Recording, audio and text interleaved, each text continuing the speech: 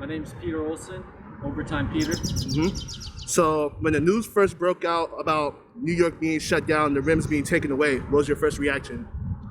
Honestly, I was happy just because even though I know working on my game is important and how much I love dunking and getting shots up, I knew that what was going on was really serious, and I was glad that we were taking actions that might have seemed a little extreme because I knew down the road it definitely made sense. Yeah.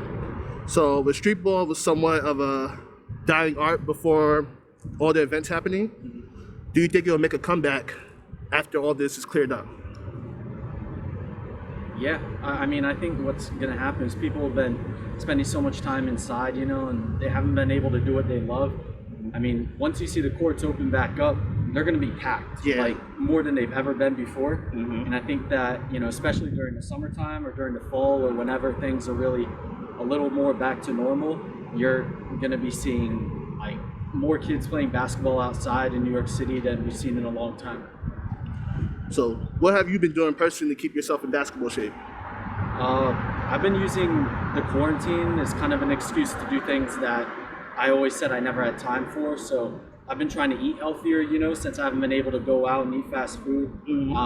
Ordering in, healthy food, groceries, and I'm cooking for every meal. So I've been staying in shape that way. I've been doing things that I've always neglected, like stretching every day, doing home workouts every day. And in general, just trying to, stay in shape, even though obviously it's harder with no gym access and no basketball court I can go to. Do you have any advice for other basketball players out here struggling to stay focused? Yeah, I would say, look at everything as kind of an opportunity, It's obviously hard to not do things the way you're used to doing it, to not have gym access that you're used to, but, you got to think about what's the nagging injury that I can be rehabbing, what's the thing that I've been putting off that I can take advantage of, and do with this new free time, and honestly understanding that at some point it's going to be over and you'll be able to hoop again, and you're going to be able to take the things that you did during quarantine and apply it to your game. Okay. So do you think the NBA should come back this season? I think it should.